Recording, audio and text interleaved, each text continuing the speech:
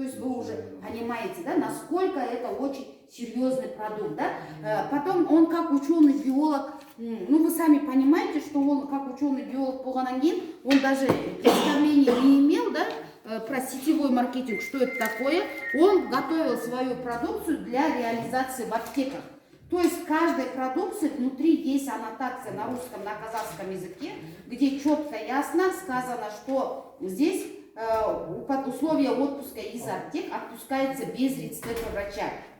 То есть, потому что вы сами понимаете, прошли клинические исследования, никаких противопоказаний нету, но у нас есть как бы противопоказания, это индивидуальная непереносимость организма. То есть, если есть аллергия на какую-то траву, то есть наш состав, вы понимаете, что это очень богатый состав трав и 100% натуральный продукт, да?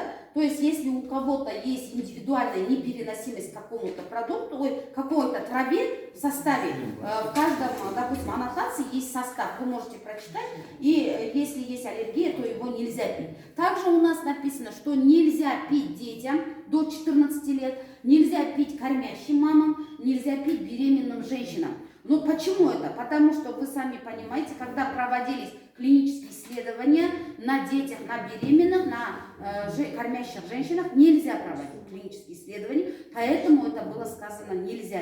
Но у нас очень многие мамочки дают своим детям, потому что вы же сейчас сами знаете, очень много детей аллергия на антибиотики, да, например, если ребенок болеет, уже как ему помочь, если у него аллергия на антибиотики, поэтому дают капельно нашу продукцию, да? Теперь я вам коротко расскажу о нашей продукции, которую мы сейчас распространяем. Получается, это у нас идет 6 бальзамов. 6 бальзамов – это сердечно-сосудистый, дыхательная система, антивирусный, иммуностимулятор, тоник для мужчин, паразитарка и чудо-трава, сбор трав. В первую очередь, когда мы познакомились с Асан Мырза, мы спросили вообще, ваша продукция как работает на коронавирус.